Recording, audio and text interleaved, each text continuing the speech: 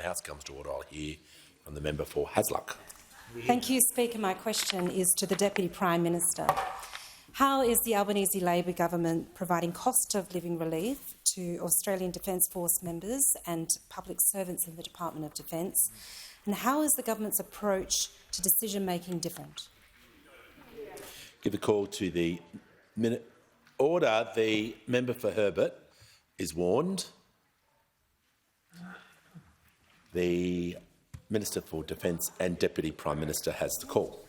Thank you, Mr Speaker, and can I thank the member for her question, acknowledge her service.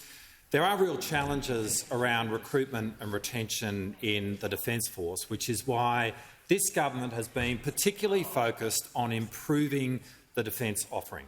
We have introduced $50,000 retention bonuses. We've overseen the biggest wage increase for the Defence Force in more than a decade, and all of this is now being coordinated at a 3-star level by Lieutenant General Natasha Fox, the new Chief of Personnel. But one of the most important steps that we can take is delivering a tax cut to every member of the Australian Defence Force, which is what we are doing. Indeed, the average tax cut across the ADF is more than $2,300, and when you add that to the wage increase for the average member of the ADF, they are more than $5,000 better off.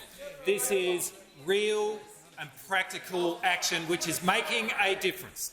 The separation rate is starting to fall, and while it's early days, we are beginning to see recruitment numbers turn around. Now, Mr Speaker, this action stands in stark contrast to the vaudeville show which was put on display by those opposite over more than a decade. In their final years, the ADF was losing members when the Leader of the Opposition was the Minister for Defence, and his solution was hoopla, was to put on a show, a big announcement about increasing the Defence Force by 18,500 people, a commitment which was hopelessly underfunded, total fantasy, make-believe money, because they were always about the politics, they were never about the policy. They talked a big game about being the party of defence, but their real interest in defence was raising political funds for their party. And recently, we've seen them wandering around saying if they were ever asked, they would send ships to the Red Sea. But what has now been revealed is that when they were asked, they said no.